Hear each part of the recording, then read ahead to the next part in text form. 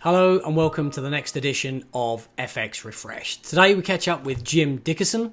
Global trade is his passion. Trade compliance is what we discuss today. He is also a self-confessed chocoholic. Let's dive in. So chocolate is my weakness as well, but I'm more of a milk chocolate kind of individual. My wife is very much on the dark side, which is great in the sense that mine is going to be protected. No one else is going to touch it.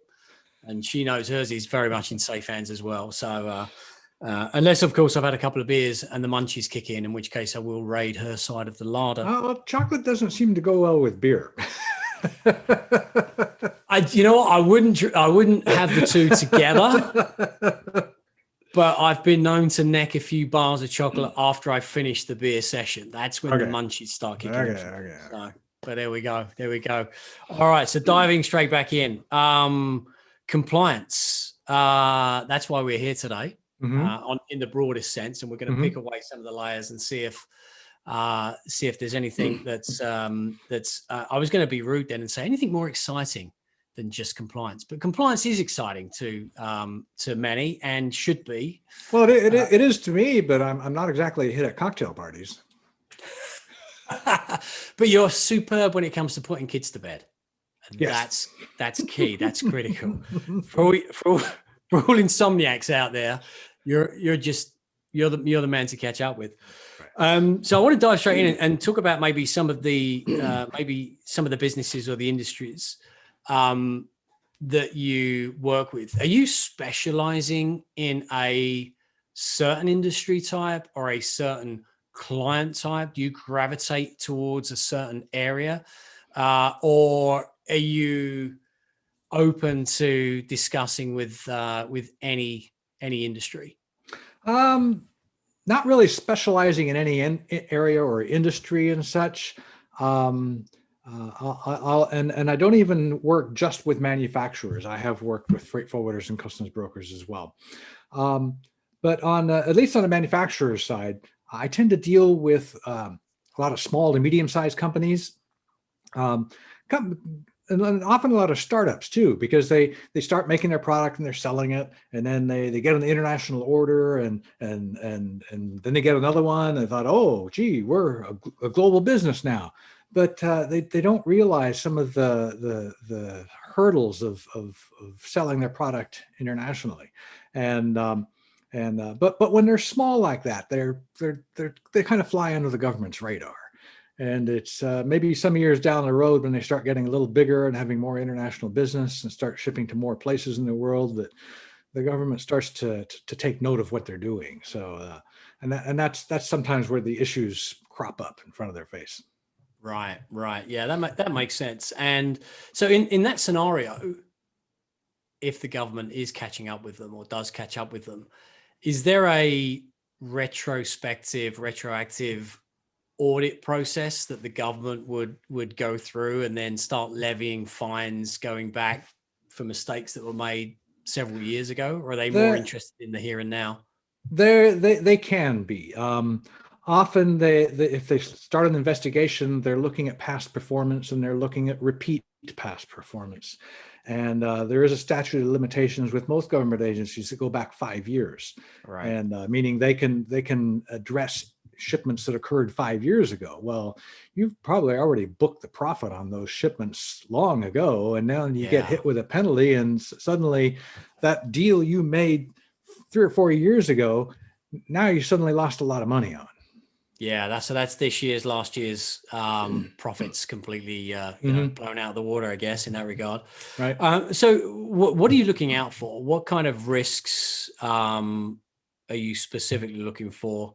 What are some of the elements that you might be reviewing? Well, depends. On the import side, things largely revolve around the duty calculation. And that is a product of three things. One, the tariff classification, which sets the duty rate, usually a percentage of value. The classification is what it is, obviously. Two, the value, which is not necessarily the amount that's on the commercial invoice, because the sales transaction could be CIF. And the customs value that U.S. Customs is looking for is more akin to an FOB value. Third would be the country of origin.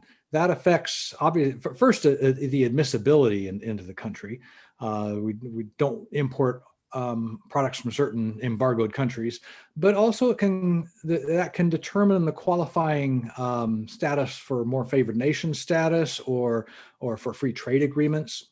Over on the export side, the U.S. government wants to control exports of certain products and technologies that they want to keep out of the hands of our adversaries. Take, for instance, that hobbyist drone is for the most part safe enough. The government's not interested in that. But when you start getting into things like increased payload capacities and the ability to fly autonomously or beyond the physical sight of the operator, now we're talking about something that the military uses as an aerial assault vehicle. So those drones that someone like Amazon is talking about using for package delivery might face some serious export restrictions.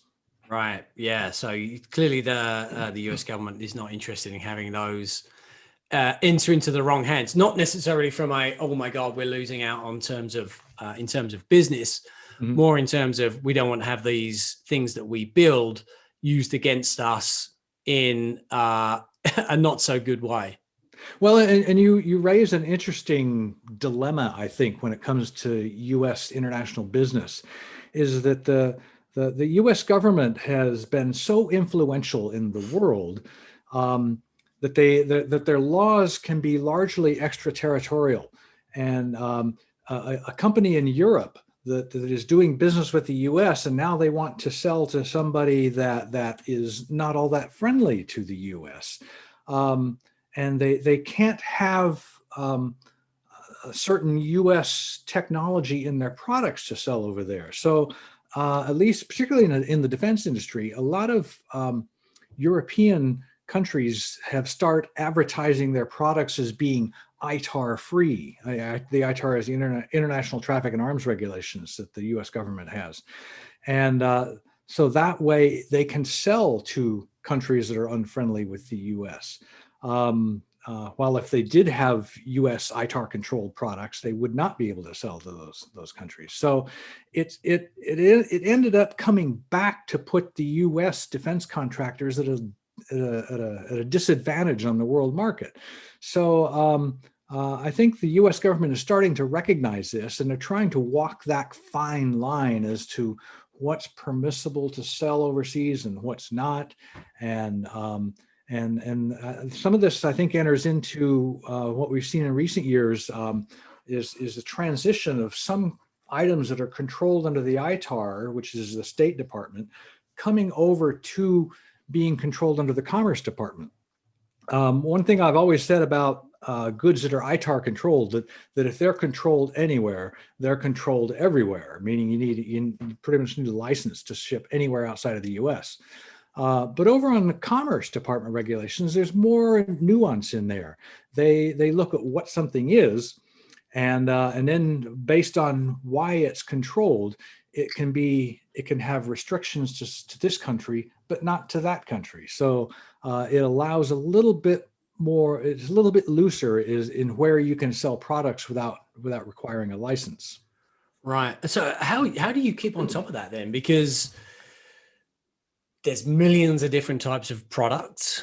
And I'm sure that these government lists change on a regular basis of what's allowable and what's not allowable to either be imported or exported. And then there's, I guess, a general allowance, except for certain countries or certain jurisdictions. Mm-hmm.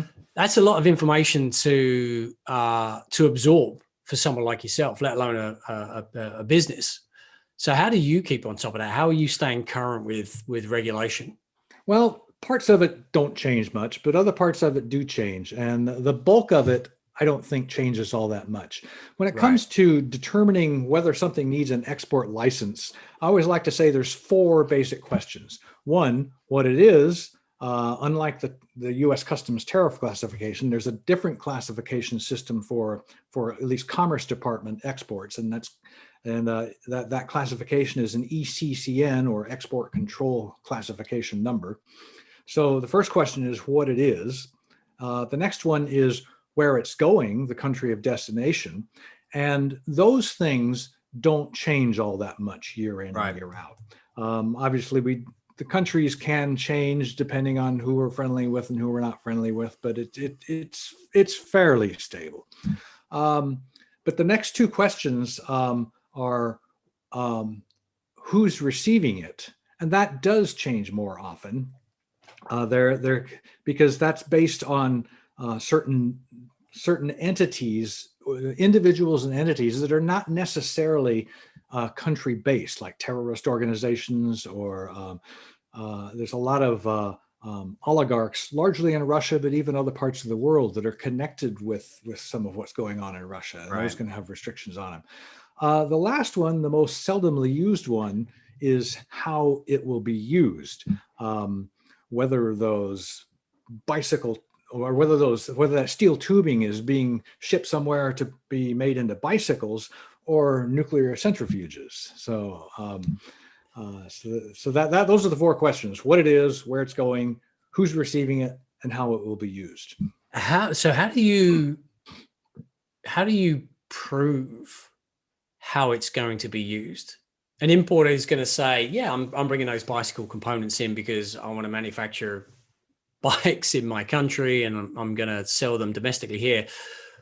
But in reality, I'm going to actually on-sell them to a nuclear reactor. How do you police that? And how far does the US government expect you to really know where those components are ending up? For a lot of licensable commodities, things that frequently require a license based on its export control classification number, you have to get what's called an end-use certificate. You should be sending out these documents to your customer overseas, and they have to state what they're using it for, if they're going to be reselling it or consuming it internally, and sign that statement and send it back, so that you have end use certificates. But as far as how it will be used, I had an interesting one some years back. This is when I was working in the freight forwarding industry. A shipment came through that was some special alloys of steel, bar stock, that were being shipped to a nuclear power plant in Brazil. And accompanying that was in some of all the various documents was the certificate that it met certain qualifications and standards to be used in the nuclear. So I started getting very concerned about this, that this is obviously going to be used in a nuclear reactor. If you're shipping toilet paper to a nuclear reactor, no one would care. But they obviously wanted to use this to make parts for the nuclear reactor. So I started looking into it, and that was the intent. And in certain parts of the world, that is acceptable, because some countries have signed on to international agreements for monitoring these things. But Brazil had not signed on to these nuclear agreements, and therefore this shipment was going to need a license, an export license, to go to Brazil. So we paused the shipment and get a hold of the seller and explain that to him. And I don't remember what the resolution was at. They took the shipment back. I don't know if they shipped it later or with some other freight forwarder that didn't ask so many questions. I don't know. So. Circumvent the rules. So, I mean, was that your role within the freight forwarding company to be able to go to that nth degree of investigation, or is that you just as an individual going above and beyond? That case was me going above and beyond. My role in the freight forwarder was to protect the freight forwarder. Right.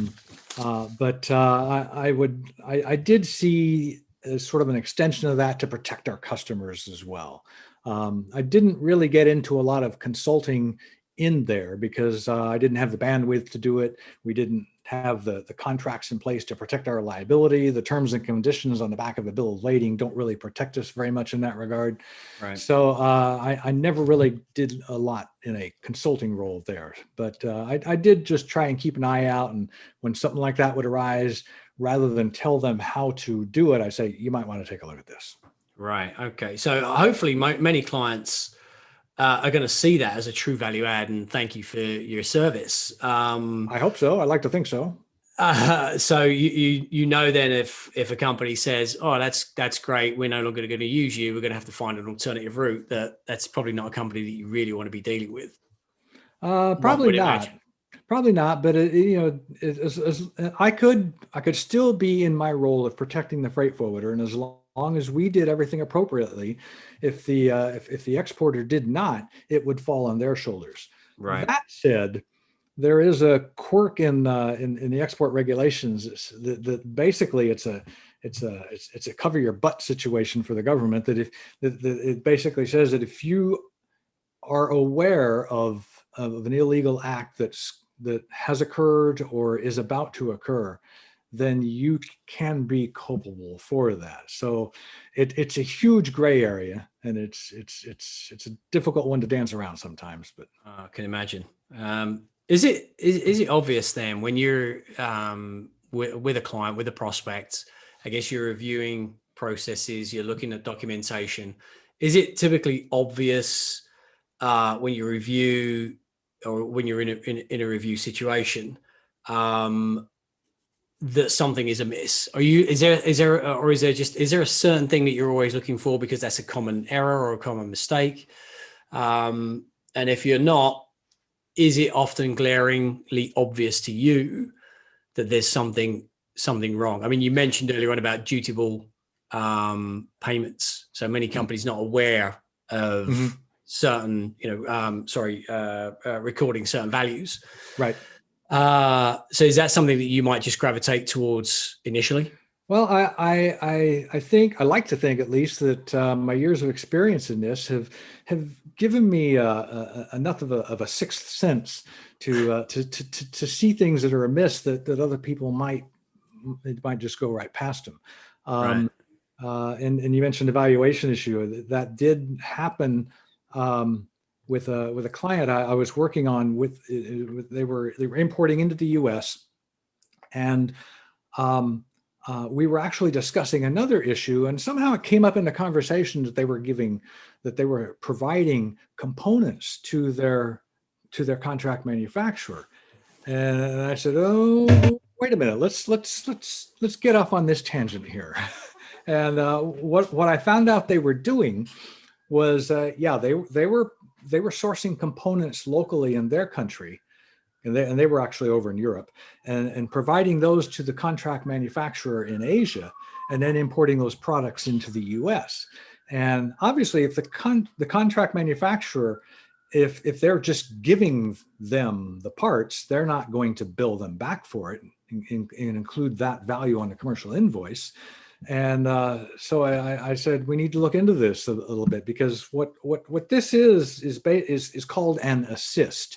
That if you provide to the foreign seller anything for free of charge or the reduced value that's used in either a component or a tool to make the component, and like I said, it's provided free of charge or the reduced value, that can become part of the dutiable value when it comes back into U.S. Customs.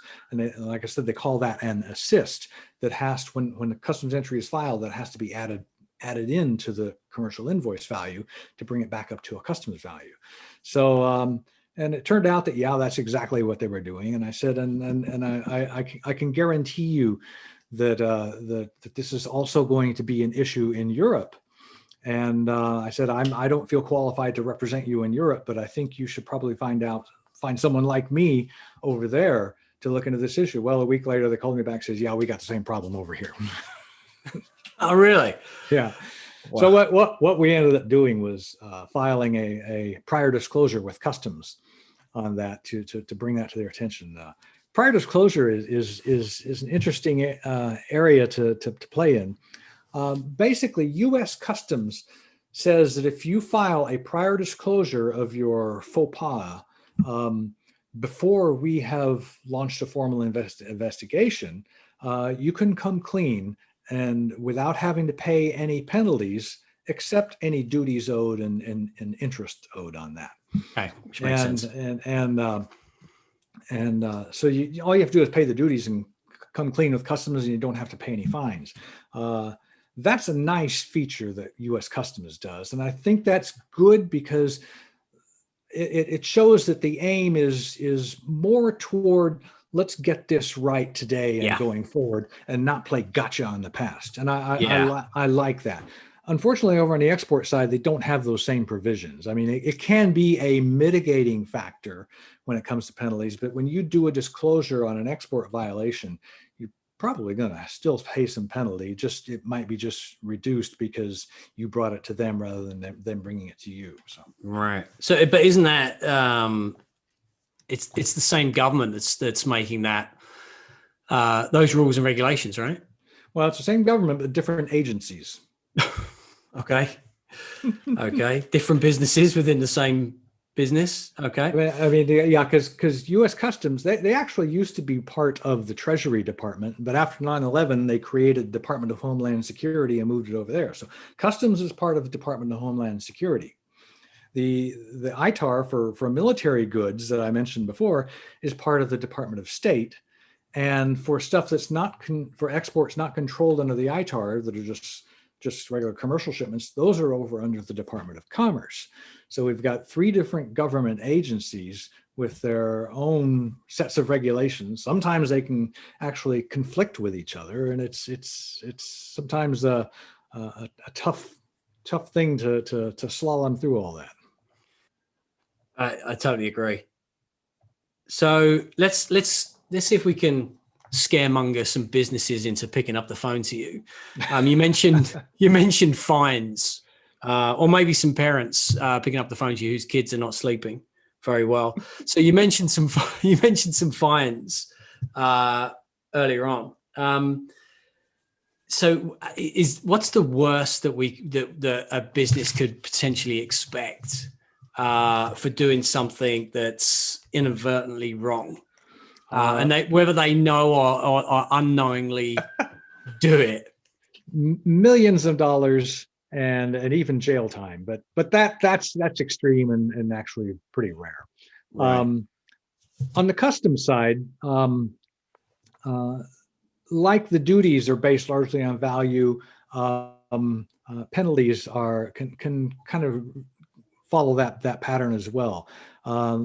Customs kind of looks at it not so much as a penalty, but as a breach of contract, because you're basically agreeing to enter these goods at this value and this classification, and if you're wrong, and customs catches you before you've done a prior disclosure, they can issue liquidated damages.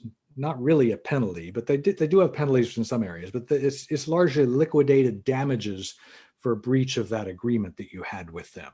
And they but on the export side, it's really more fines and penalties. And the penalty amounts are pretty much set over on the Commerce Department side for violations of the Export Administration regulations. It's I don't know what the exact amount is. It had been set a few years ago at $300,000 per violation, but I think there's been some adjustments for inflationary adjustments to it over the years. Right. But and that's per violation. So if you could have multiple shipments, and you could even have multiple violations within a single shipment, although that's kind of rare, but right. Those can actually start to pile up on you.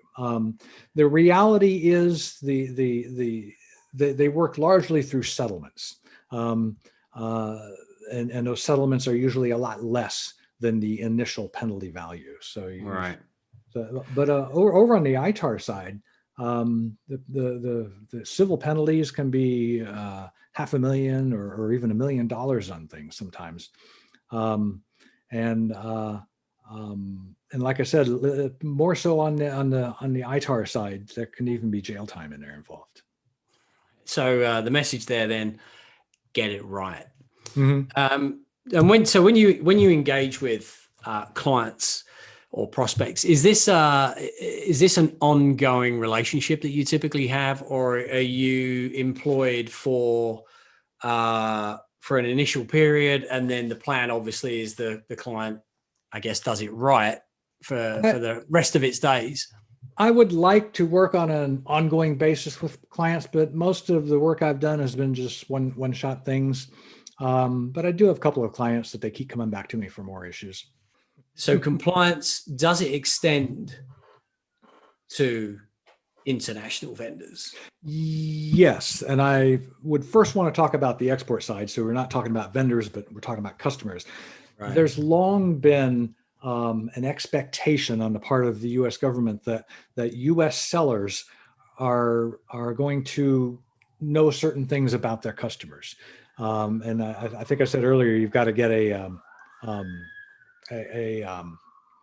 end use certificate for exports. So you basically ask the customer, what are you going to use this for? Are you going to resell it? Are you going to consume it internally? And so that's often been the case on the exports.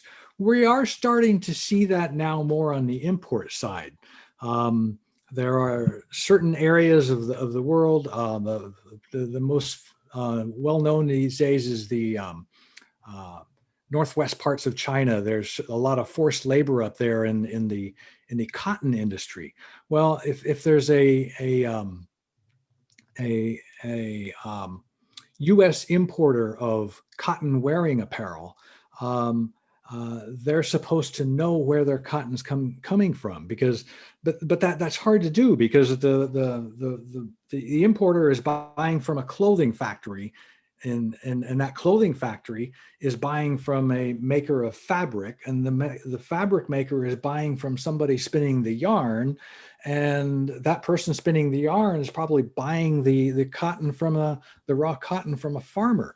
So there's a lot of steps in that supply chain, and a lot of times companies are reluctant to reveal to their customers who their suppliers are. So this is starting to get a little difficult in where U.S. importers of cotton wearing apparel are now supposed to be able to demonstrate where that cotton's coming from and who is doing all those processing steps along the way.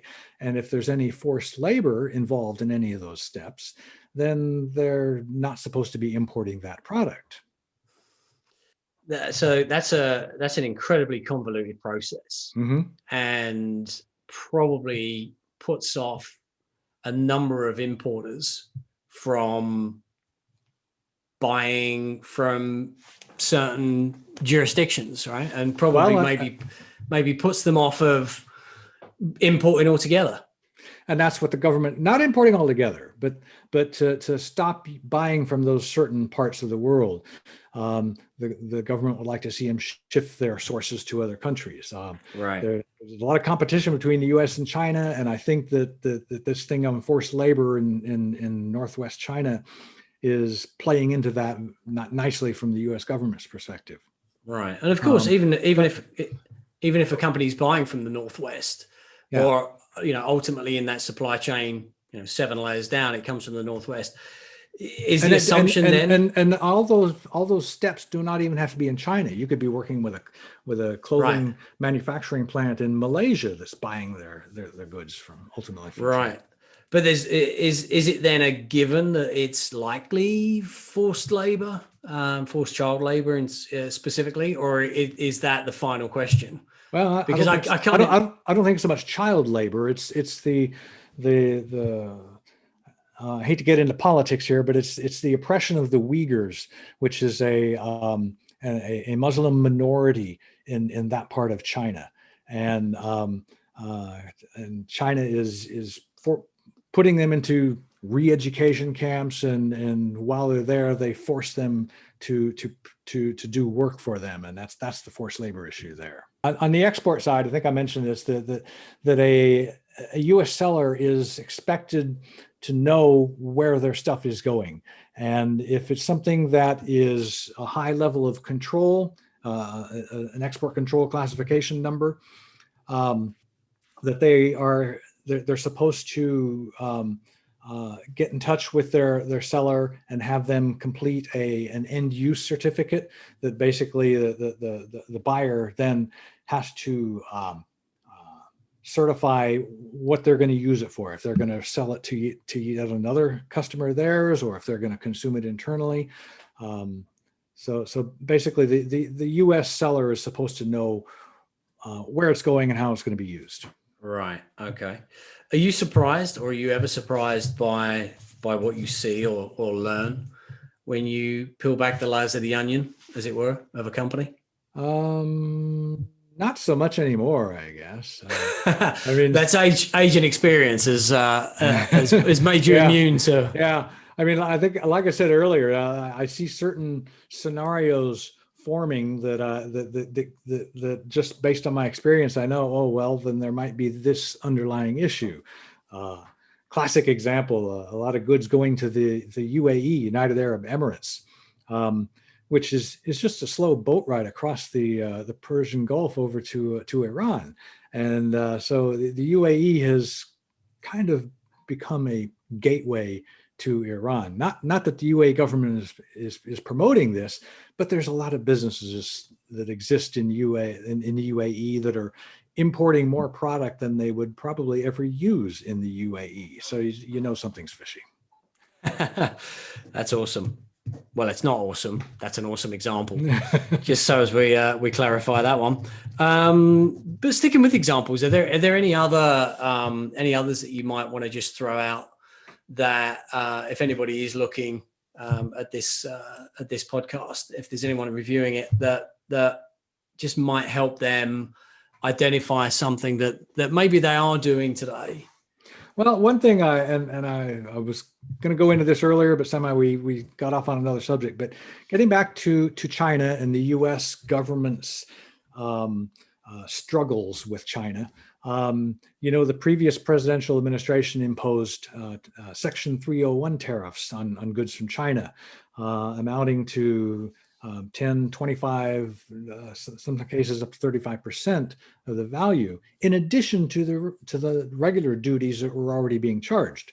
And one of my clients was, a couple actually, but it began with one. We're looking at moving production out of China and to some other Asian nation. But they had some quality control issues in that other nation, and they wanted to then do some of the initial production in that other country and then bring the goods back to their original manufacturer in China to do final testing, final assembly and testing, and then box it up and ship it to the US. But they're worried about, well, is this then a product of China or is it a product of this other country? And fortunately, and this is predominantly true in the case of electronics, is that there's a concept customs uses called essential character. And I don't know if this started back with the Apple computer, but I think this is a perfect example of this. A lot of people don't realize it, but the very first Apple computer that Steve Jobs and Mike Wozniak produced was nothing more than a circuit board with all the integrated circuits soldered on it.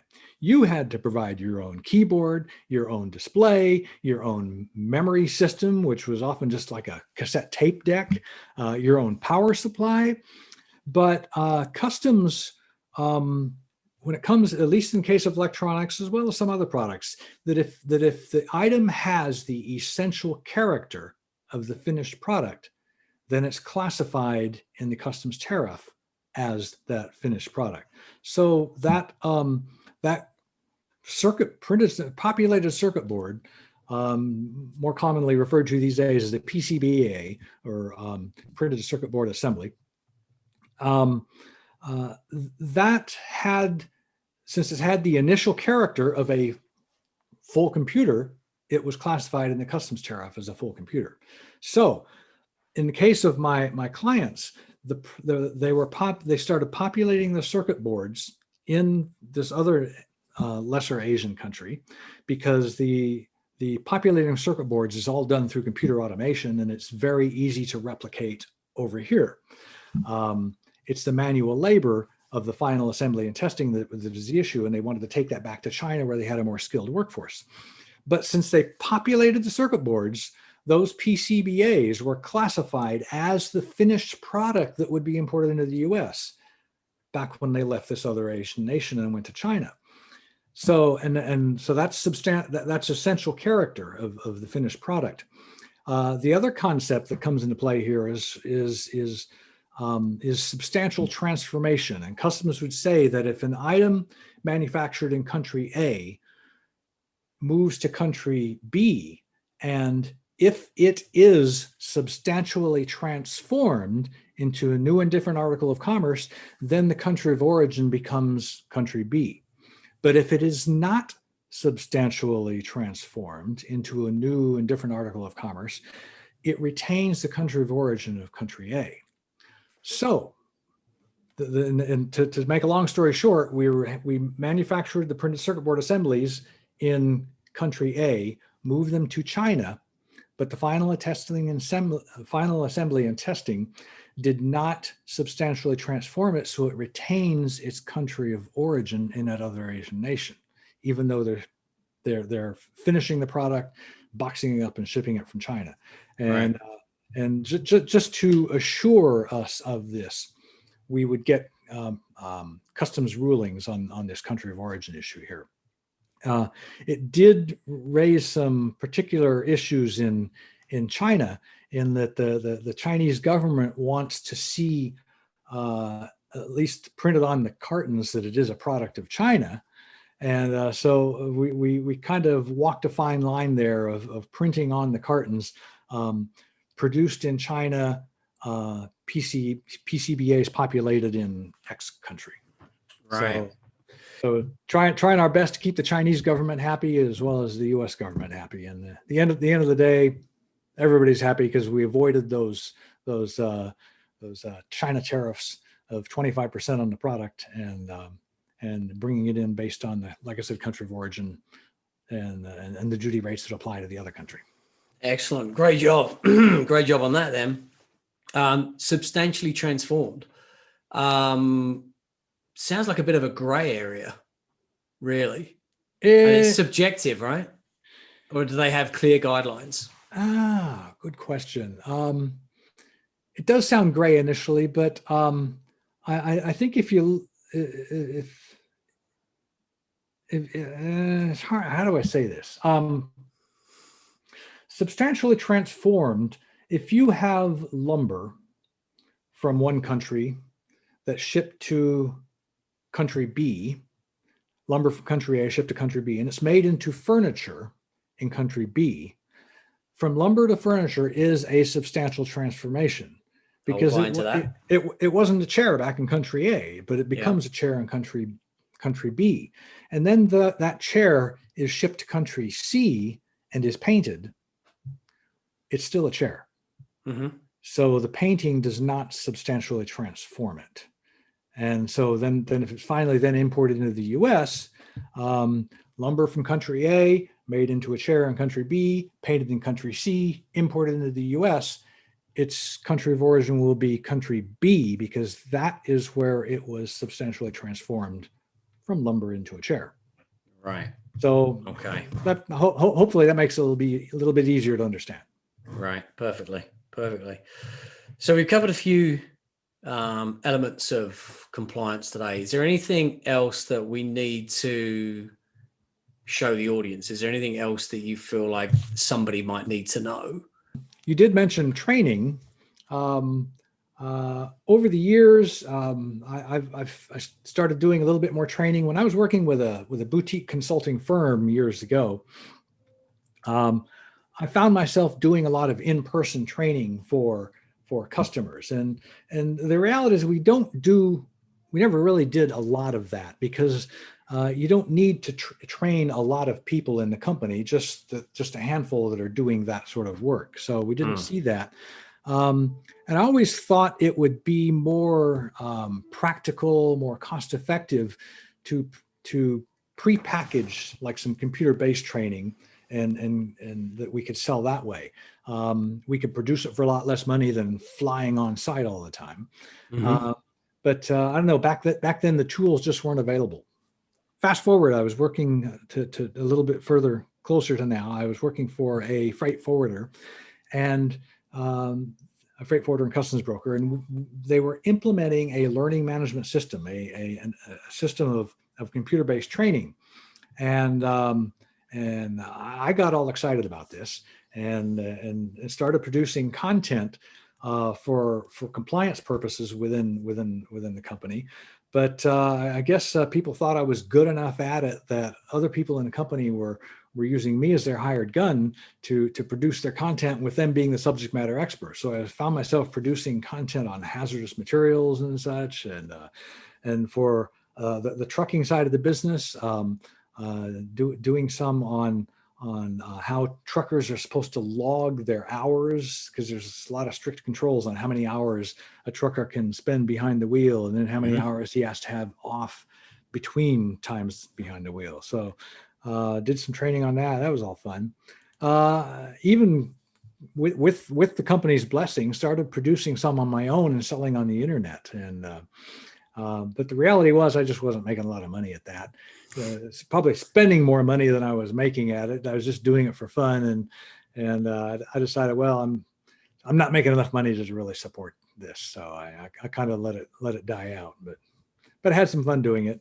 These days, not doing any computer-based training like I was back then, but I do put out some tutorials and such that I put on LinkedIn and such.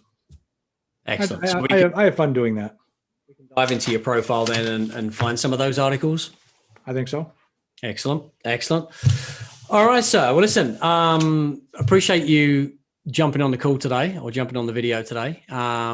Hopefully there's been a lot of information that people can learn from. And if they have any questions, I'm sure they can reach out to me or reach out to you directly. But thanks for your time, Jim. Really appreciate it. Thank you, Mark. I enjoyed this.